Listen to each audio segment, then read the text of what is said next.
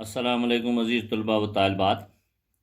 आज हमारे निसाब में शाद अज़ीम आबादी जो 1846 ईस्वी में पैदा हुए और 1927 ईस्वी में वफ़ात पा गए हैं, आज उनकी गज़ल के कुछ चंद अशारों की तशरीह हम करने की कोशिश करेंगे। गज़ल नंबर 1 जो हमारे निसाब में शामिल है, यानी कि 11वें जमात के निसाब में जो शामिल है, वो यूं है। ढूंढोगे अगर मुल्कों मुल्कों, मिलने के नहीं नायाब हैं हम। ताबीर है जिसकी हसरत व गम, ए हम नफ्सो वो ख्वाब हैं हम। ए दर्द बता कुछ तू ही बता, अब तक ये मुअम्मा हल न हुआ। हम में है दिल बेताब नहा, या आप दिल बेताब हैं हम। मैं हैरत व हसरत का मारा, खामोश खड़ा था साहिल पर। दरियाए मोहब्बत कहता है, आप कुछ भी नहीं पायाब हैं हम। लाखों ही मुसाफिर चलते हैं, मंजिल पे पहुंचते हैं दो एक।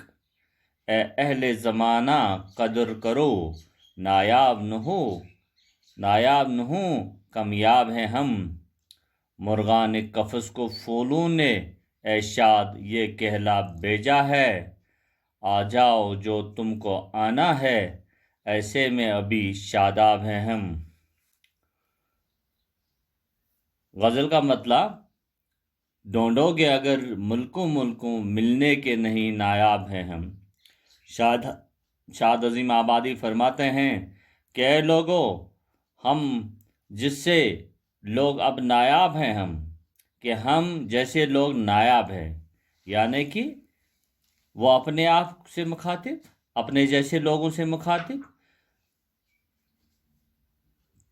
कहते हैं कि हम जैसे लोग अब नायाब हैं हम। अगर आप मुल्क या मुल्कों को हम तलाश करेंगे, या देश में अगर आप तलाश करेंगे, तो हम आपको कहीं नहीं मिलने वाले हैं। ए दोस्तों, सुनो कि वो ख्वाब जो है जिसकी ताबीर सिर्फ हसरत और गम है, वही हैं हम। ए दर्द बता कुछ तू ही बता, अब तक ये मुअम्मा हल न हुआ। हम में है दिले बेताब नहा, या आप दिले बेताब हैं हम।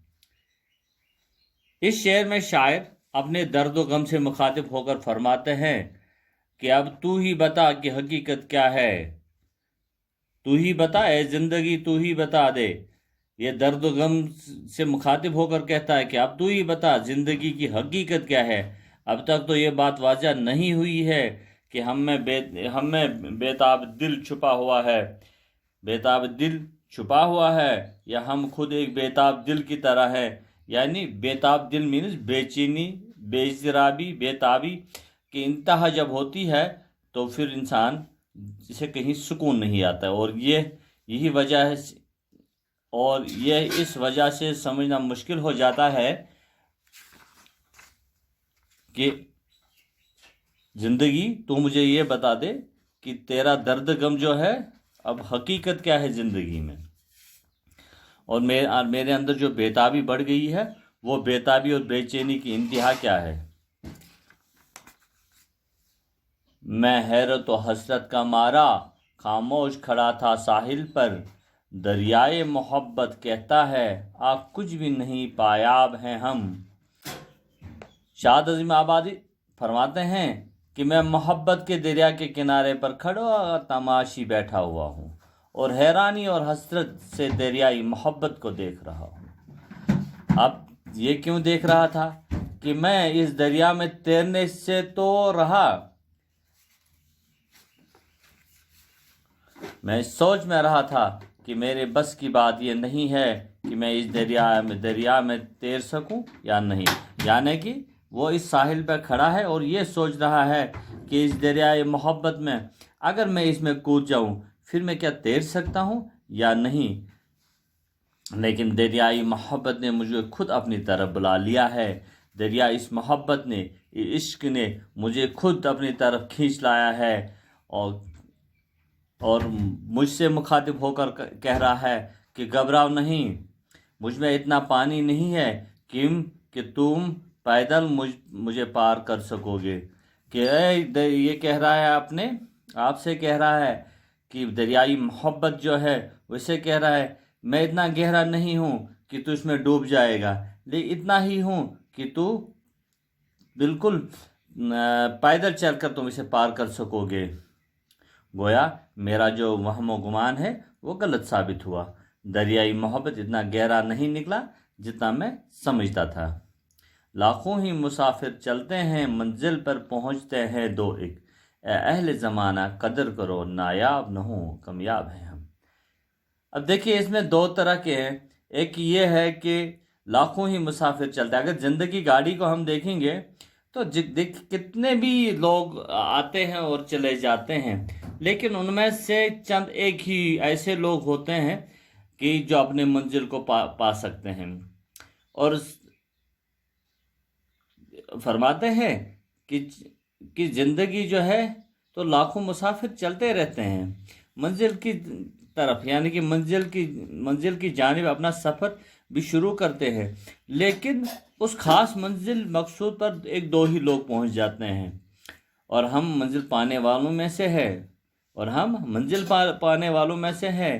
اے زمانے والو، اے لوگوں، تو ہماری قدر جانو، ہم تو پہلے ہی کامیاب ہیں. یعنی کہ ہم تو پہلے ہی وہ لوگ ہیں جو کامیاب ہیں، اور جو نایاب ہیں. یہ ایک مسلمہ حقیقت ہے کہ اہل فن کے زمانہ قدر نہیں کرتا تھا، کہ اہل زمانہ جو ہے وہ اہل علم اہل فن کی قدر نہیں کرتا ہے. جو اہل علم و فن کمال تک پہنچتے ہیں ان کی قدر کی جانی چاہیے، کیونکہ ہم لوگ سبھی یہ جانتے ہیں کہ چند ہی ایسے لوگ ہوتے ہیں اور جو کامیاب ہوتے ہیں کہ وہی اپنے منزل مقصود پر پہنچ جاتے ہیں. دیکھیے اس میں دو طرح کے ہیں. ایک یہ ہے کہ اگر آپ دنیاوی زندگی سے دیکھیں گے تو کوئی بھی مقبول فدا حسین نہیں بن سکتا ہے، کوئی بھی نیل آرم سٹرانگ نہیں بن سکتا ہے. یہ دنیاوی نقطۂ نظر سے، یا کوئی ایسا سرجن جو کامیاب ہوتے ہیں وہ نہیں بن سکتا، یا کوئی ایسا شاعر جس طریقے سے ہمارے یہاں ہے، جیسے کہ اللہ مغفرت کریں انہیں، حامدی صاحب تھے، یا ہمارے جمع در صاحب ہیں، یا بہت سارے تھوڑے جو ہیں، لیکن ان جیسا اگر کوشش ہم کریں گے تو نہیں اور اٹھ سکتے ہیں. تو اس لیے کہتا ہے یہ کہ ہماری قدر کرو فنکاروں کی. یہ فنکار اور فن شناسوں کی قدر کیا کریں آپ، فنکاروں کی قدر کریں آپ. مرغان قفس کو پھولوں نے اے شاد یہ کہلا بھیجا ہے، آ جاؤ جو تم کو آنا ہے ایسے میں ابھی شاداب ہے. شاد اپنے آپ سے مخاطب ہوتا ہے، یعنی کہ شاد عظیم آبادی اپنے آپ سے مخاطب ہو کر کہتا ہے، فرماتا ہے کہ میں ایک پنجرے میں قید ہوں، اور اس پنجرے سے میں پیغام بھیجتا ہوں کہ اگر تمہیں آنا ہے، یعنی کہ لوگوں سے مخاطب ہو کر کہتا ہے کہ آیا پرندوں سے یا جانوروں سے. یہ کہتا ہے کہ میں ایک قید میں ہوں، اس پنجرے سے میں میسیج بھیجنا چاہتا ہوں، پیغام بھیجنا چاہتا ہوں. وہ یہ ہے کہ اگر تمہیں آنا ہے تو آؤ، ہم تمہارے لیے ابھی بھی شاداب ہیں. یعنی کہ اگر تمہیں آنا ہے تو کوئی رکاوٹ نہیں ہے، ہم منتظر ہیں، آ جائیے، ہم ابھی بھی آپ کے لیے شاداب ہیں، کھلے ہوئے ہیں. غریب الوطن اور قید میں محصور مجبوروں کو ان کے پیارے بلا رہے ہیں کہ وہ ان کے انتظار میں بیٹھے ہیں. یعنی کہ اپنوں کو کے انتظار میں بیٹھے ہوئے ہیں. کتنے ایسے پھول ہیں جو مرجھا گئے ہیں جن کا کوئی پتہ ہی نہیں ہے، لیکن یہ کہہ رہا ہے کہ آ جاؤ، آپ کے اپنے جو ہیں وہ انتظار میں ہیں. اگر وہ بھی نہ آئے تو پھر کیا کریں کہ ان کے مرنے پر آئیں گے کیا؟ عزیز طلباء و طالبات، ہم نے کوشش کری ہے کہ ان چند اشعاروں کی ہم نے تشریح کرنے کی کوشش کری ہے. جہاں پر آپ لوگوں کو سمجھ نہ آ جائے آپ میرے ہی نمبر پہ مجھ سے بات کر سکتے ہیں. تب تک کے لیے اللہ حافظ.